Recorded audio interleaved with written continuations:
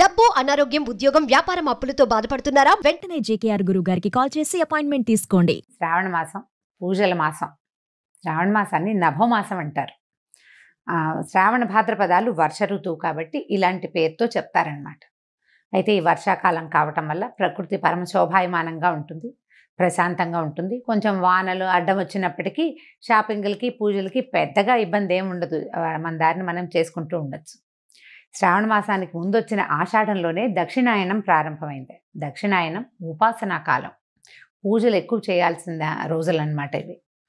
ఇదివరకటి కాలంలో ఏం చేసేవారో కానీ ఇప్పుడు మాత్రం మనం కొన్ని సంవత్సరాలుగా, అంటే కనీసం ఒక 100 సంవత్సరాల నుంచి అనుకోండి, మనకు తెలిసినంత మటుకు మన అమ్మమ్మలు నాయనమ్మలు కూడా ఈ వరలక్ష్మి వ్రతము, మంగళగౌరి వ్రతము చేసుకుంటూనే ఉన్నారు, మనకు తెలుసు కదా. అయితే ఈ పూజలు చేయగలిగేటువంటి ఈ రోజుల్లో పూజ ఎవరికి చేయాలి, అసలు పూజ ఎందుకు అనే దాని మీద కొంచెం ఆలోచిద్దాం. శ్రావణ మాసం లక్ష్మీ మాసం అని చెప్పుకుంటాం కదా. శ్రావణము అంటే శ్రవణ సంబంధమైనది. ఈ శ్రవణము అనేది వెంకటేశ్వర స్వామి జన్మ నక్షత్రం. కలియుగంలో కలవు వెంకటనాయక అంటారు. కలియుగానికి వెంకటనాయకుడే ప్రధాన దైవం. ఆయన నామ సంకీర్తన వల్లే చాలా పాపాలు తొలగుతాయి, కర్మ సంచయం జరుగుతుందని, కర్మశేషం మిగలకుండా పోతుందని, మనం ఏ కర్మలైతే ఇంతకుముందు చేసుకున్నామో, ముందు జన్మల్లో చేసామో వాటి నుంచి కొంత విముక్తి లభిస్తుందని ఆ కొండ ఎక్కటము, స్వామిని తలచటం వల్ల అని బాగా నమ్ముతాం మనం. అయితే స్వామివారి జన్మ నక్షత్రమైన ఈ శ్రవణ నక్షత్రానికి సంబంధించినటువంటి శ్రావణ మాసము లక్ష్మీ అమ్మవారికి అత్యంత ప్రీతిదాయకమని చెప్పబడుతుంది. లక్ష్మితో పాటుగా మంగళవారాలు మంగళ గౌరీ వ్రతాన్ని కూడా ఈ కాలంలో చేసుకుంటాం. అయితే లక్ష్మీదేవి అనగానే ఏమిటి లక్ష్మీదేవి స్వరూపం? లక్ష్మీదేవి భర్తని అనుసరించి ఉంటుంది. అనుసరించి అంటం కంటే నిత్యానపాయనిగా ఉంటుంది. ఆయన్ని వీడి ఉండదు, భర్తతోటి కలిసే ఉంటుంది. ఇప్పుడు అత్యంత శక్తివంతుడు, ప్రపంచ నిర్మాణ సారథి, ప్రపంచాన్ని నడిపేటువంటి వాడు అయినటువంటి భగవంతుడైన శ్రీమన్నారాయణుడి సతీమణి అయినటువంటి లక్ష్మీదేవి ఆయనని వదిలిపెట్టి ఉండదు. ఆయన యొక్క శక్తి లక్ష్మీదేవే అని చెప్పాలి మనం.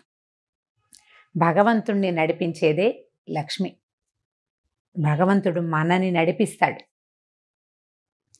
మనని నడిపించే భగవంతుని యొక్క నడక శక్తి అయినటువంటి లక్ష్మీదేవిని నిత్యము అర్చించటము చాలా శుభస్కరము, అత్యద్భుతమైన విషయం.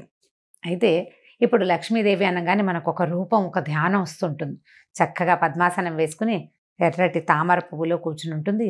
చేతుల్లో నుంచి ఇలా ధనరాశులు చేతిలో నుంచి రాలుతున్నట్టు, పక్కన 2 ధనపు కుండలు పెట్టి వెనకాల 2 ఏనుగులు ఆమెను అర్చిస్తున్నట్టుగా అట్లా మనకి గుర్తొస్తుంది. లక్ష్మీదేవి అనగానే ధనం చేత్తో వేసేది, ఓ చెయ్యిలాగా ఒక చెయ్యిలాగా ఉంటుంది. చేతిలో నుంచి పడిపోతుంటే ఇందులో నుంచి ప్రసాదంలాగా మనకి డబ్బు వచ్చేస్తున్న భావన వస్తుంది. డబ్బు, ధనము అది ఇచ్చే దేవత లక్ష్మీదేవి. కానీ లక్ష్మి అంటే ధనం కాదండి. లక్ష్మి అంటే శ్రద్ధ.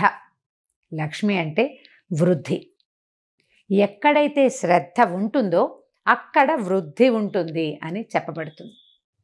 శ్రద్ధకి ఎంత చిన్న చిన్న విషయాల్లో అయినా శ్రద్ధ కావాల్సిందే. మన ఇంట్లో ఓ సూదుంది, మనకు చీర జరిగింది, కుట్టుకుంటాం. మన సూదేనని కసకసా చేసేస్తామా? చెయ్యము. శ్రద్ధగా చేయాలి. అప్పుడు చెయ్యి తెగదు, చేతిలో గుచ్చుకోదు, వస్తువు సజావుగా అవుతుంది మనం చేస్తున్న పని. ప్రతి విషయంలోనూ ఇటువంటి శ్రద్ధే కావాలి. చూడండి, ఒక అరటిపండు తింటున్నాం, అరటిపండు జారి కింద పడిపోయింది. కళ్ళకత్తుకుని తీసి నోట్లో వేసుకుంటామా? కింద పడిపోయిందని పడేస్తాం. అదే ఒక 100 రూపాయల నోటు, ఒక రూపాయి బిళ్ళ కనీసం కింద పడింది అనుకోండి, ఏం చేస్తాం? బురదలో పెడితే కడుక్కుంటాం. కాగితం కనుక బురదలో పెడితే అలాగా తుడుచుకుంటాం, కళ్ళు కత్తుకుంటాం. అమ్మో మహాలక్ష్మ కోపం వస్తుంది అని. ప్రతిదాన్ని ఇదే శ్రద్ధగా తీసుకోవాలి. నీ యందు ఉన్న శ్రద్ధే లక్ష్మీ అనుగ్రహం. మనకి ప్రతి విషయంలోనూ లక్ష్మీదేవి అనుగ్రహం కావాలి. ఎక్కడెక్కడ కావాలి చూడండి. తెల్లవారి నిద్ర లేవడానికి అక్కడి నుంచి మొదలు పెడితే ప్రతి విషయము, ప్రతి దాంట్లోనూ నీకు ధైర్యం కావాలి, దానికి లక్ష్మీదేవి అవసరం. నీకు జ్ఞానం కావాలి, విద్యాలక్ష్మి అవసరం. నీకు ధనం కావాలి, ధనలక్ష్మి అవసరం. ధాన్యం పంటలు పండిస్తున్నావు, ధాన్యలక్ష్మి అవసరం. మన దగ్గర 4 ఆవులు ఉన్నాయి, పాడి పంట వృద్ధి చెందాలి, అక్కడ కావాల్సిన లక్ష్మి గోలక్ష్మి, గోమాలక్ష్మి, ఆవిడ సహకారం ఉండాలి. ధాన్యలక్ష్మితో పాటు పంటలు బాగా పండాలంటే సస్యలక్ష్మి కావాలి. ప్రతి చోట ఉండే సమృద్ధి సరి అయినదే లక్ష్మీ అవతారం. అటువంటి లక్ష్మిని సాకారంగా పూజించేందుకే ఈ శ్రావణ మాసాన్ని నిర్ధారించారు. సాకారంగా పూజించాలి అంటే మనం చక్కగా ఒక కలశం పెట్టుకుని ఆ కలశానికి చక్కగా అలంకారం చేసుకోవటం, మామిడి మండలు వాటితోటి అలంకరించుకోవటం, మామిడాకులతో అలంకారం చేసి ఒక కొబ్బరికాయ పెడతాం, దానికి ఒక వస్త్రధారణ చేస్తాం కలశానికి. కలశంలో లక్ష్మీదేవిని ఆవాహన చేసుకుంటాము. ఓ చిన్న ప్రతిమ ఏదైనా పెట్టుకుంటాము. కొద్దిగా బంగారమైన శ్రావణంలో కొనుక్కోవాలనుకుంటాము.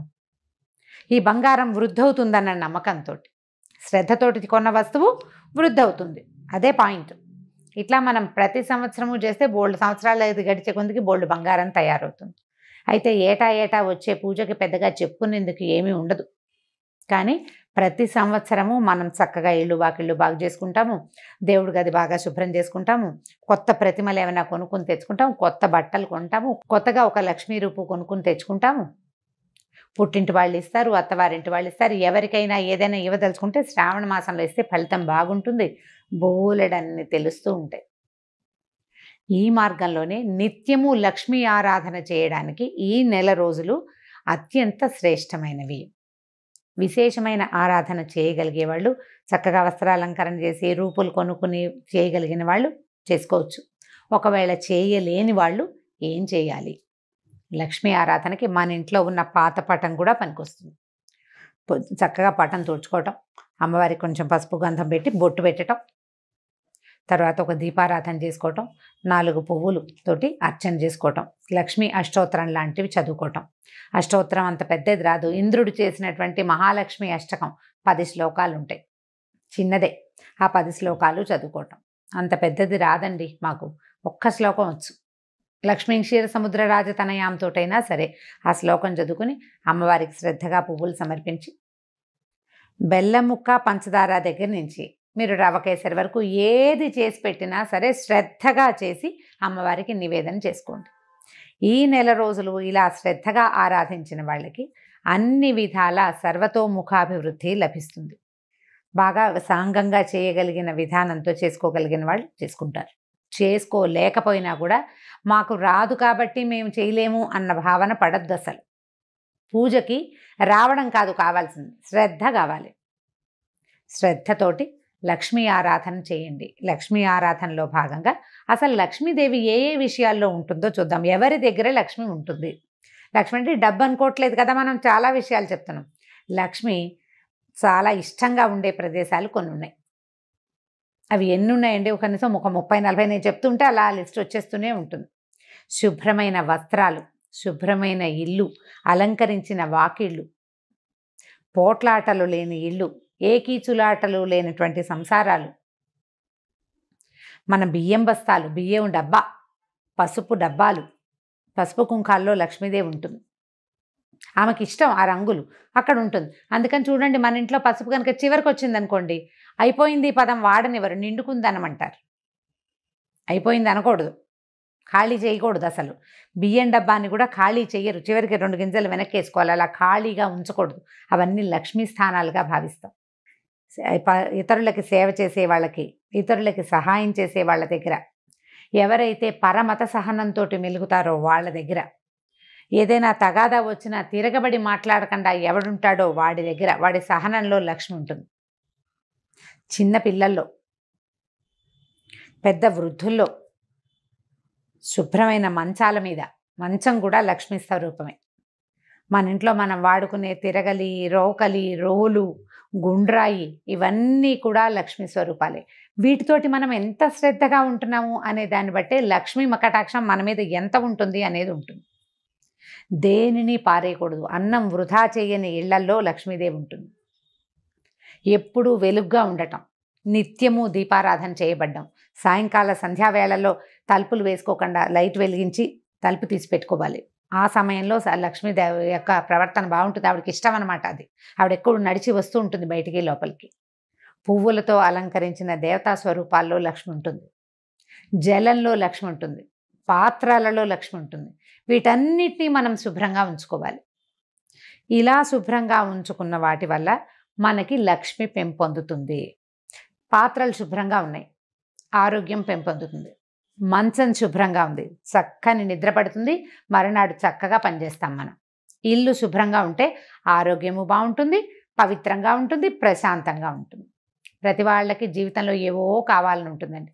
అన్నం లేని వాడికి అన్నం కావాలి, అన్నం నీళ్ళు 4 అందేవాడికి ఇంకొంచెం బెటర్మెంట్ కావాలనిపిస్తుంది, ఆ బెటర్మెంట్ కూడా ఉన్నవాడికి ఇంకా పైకి ఎదిగిపోవాలనిపిస్తుంది, ఆ పైకి కూడా ఎదిగాక వాడికి చిత్తశాంతి ఉండదు, వాడికి మనశ్శాంతి కావాలి, శాంతి లక్ష్మి అవసరపడుతుంది. ఇవన్నీ ఉంటే ఆరోగ్యం ఉండదు, ఆరోగ్య లక్ష్మి అవసరపడుతుంది. వ్యక్తులు ప్రతి వాళ్ళు ఏదో ఒక లోటుతోటే ఉంటుంటారు. ఈ లోటులు ఎక్కడ పూరింపబడతాయంటే పూజ వల్ల పూరింపబడతాయని అనుకోకూడదు, శ్రద్ధ వల్ల పూరింపబడతాయి. మనం ఏ పొరపాటు చేస్తున్నాం, దేనివల్ల నాకు ఇది వస్తోంది ఈ సమస్య అని మనకు ఆలోచన వస్తే చాలు, ఆ విషయాన్ని శ్రద్ధతోటి సరి చేసుకుంటే మనకు కావాల్సింది సమకూరుతుంది. వ్యక్తుల యందు ఉండేటువంటి శ్రద్ధే సాక్షాత్ శ్రీ మహాలక్ష్మి స్వరూపం. ఈ శ్రావణ మాసాన్ని మన యొక్క శ్రద్ధామాసంగా మార్చుకోండి. రోజు ఒక కథ విని ఒక ఇది చేసి కార్తీక పురాణంలాగా మా శ్రావణ లక్ష్మి పురాణం అని భావించొద్దు.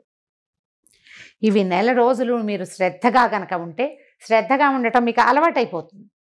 ప్రతి విషయంలోనూ ఏ పని చేసినా శ్రద్ధగా చేయాలి. పోట్లాడినా కూడానా అని అడగండి, పోట్లాడకూడదు, పోట్లాడద్దు, కొట్లాడద్దు, కీచులాడద్దు, ఎవరితోటి తగాదా వచ్చే పరిస్థితిని అసలు రానివ్వకుండా ఉంచుకుందాం. ఈ నెలని శ్రద్ధామాసంగా భావించి ఈ నెల రోజులు ఒక దీక్షలాగా దీన్ని చేపట్టండి. ఆ తర్వాత మన ఇళ్లలో సమస్యలు తగ్గిపోతాయి. అత్తగారులతోటి కానీ, భర్తలతోటి కానీ, ఆడపడుచులతోటి కానీ, పిల్లలతోటి కానీ సమస్యలు ఉండవు. ఒకవేళ మనం ఆఫీస్లో పనిచేస్తుంటే ఆఫీసు వాళ్ళతోటి కూడా మనకు సమస్యలు తగ్గిపోతాయి. శుభ్రత, జాగ్రత్త పెరిగితే ఆరోగ్యం పెంపొందుతుంది. మీరు రోజంతా ప్రశాంతంగా ఉండి శ్రద్ధగా ప్రశాంతంగా ఉండడానికి ప్రయత్నం చేస్తే ఆరోగ్య సమస్యలన్నీ తగ్గుతాయి, చిత్తశాంతి ఆటోమేటిక్గా వచ్చేస్తుంది. ప్రయత్నించి మొత్తం మామ్స్ అందరూ కనుక దీనికోసం ట్రై చేస్తే ఆటోమేటిక్గా డాడ్స్ అండ్ కిడ్స్ ట్రై చేస్తారు. తప్పకుండా ప్రయత్నించండి. కనీసం అయ్యో ఇవాళ చేయలేకపోయాను రేపైనా చేద్దాం అని అనుకోండి. ఇవాళ పోట్లాడేసేయాల్సి వచ్చింది, లేదా గొడవ పడాల్సి వచ్చింది, లేదా ఏదో వస్తువు పడిపోయింది, పగిలిపోయింది, పాలు విరిగిపోయినాయి, ఇలా అజాగ్రత్తలు బోల్డన్ అవుతాయి కదా, వాటన్నిటినీ సరి చేసుకునేందుకు ట్రై చేయండి. ఇవాళ పొద్దున్న నుంచి మనం ఆలోచించాలి. పాలు పొంగిపోకూడదు, జ్ఞాపకం పెట్టుకోండి. పాలు పొంగకూడదు, మన వేళ్ళు గీళ్ళు తెక్కకూడదు, మనం కాలుజారి పడిపోకూడదు, జాగ్రత్తగా ఉండాలి. అన్నం వృధా కాకూడదు, ఏ వస్తువు వృధా కాకూడదు. జాగ్రత్తగా శ్రద్ధగా కనుక చేస్తే ఈ శ్రావణ మాసం తాలూకు ఎఫెక్టు సంవత్సరం అంతా ఉంటుందండి. ఇది పూర్తిగా మన జీవితాలని బాగు చేస్తుంది. మీరు కనుక విద్యార్థులైతే ఏదైనా చదువుకుంటుంటే, హౌస్ వైఫ్స్గా ఉండి కూడా చదువుకుంటాం కదా, నేను కూడా చదువుకుంటూ ఉంటాను ఎప్పుడు. చదువుకునే వాళ్ళు శ్రద్ధగా చదవటం, ఒక సమయ పాలన చేయటం, సమయ పాలన యందు కూడా శ్రద్ధ కలిగి ఉండటమే ఈ మాసం మన మోటో, అదే మన స్లోగన్. శ్రావణాన్ని శ్రద్ధగా మార్చుకోండి, దానికోసం ప్రయత్నం చేయండి. ఈ మాసంలో చేయవలసిన చిన్న పూజలు అవి వ్రతాలు ఉన్నాయి కదా, ఎవరి వ్రతాలు పూజలు చేసుకుంటారు. శ్రావణ మంగళవారము శుక్రవారము కూడా మిమ్మల్ని మళ్ళీ కలుసుకోవడానికి ప్రయత్నం చేద్దాం. అయితే ఈ శ్రావణ మాసం సోమవారంతో మొదలవుతుంది. ఈ సోమవారం విధి విధానం ఏమిటో కూడా మళ్ళీ చెప్పుకుందామండి. శ్రావణాన్ని శ్రద్ధగా ఆచరించండి. నమస్కారం.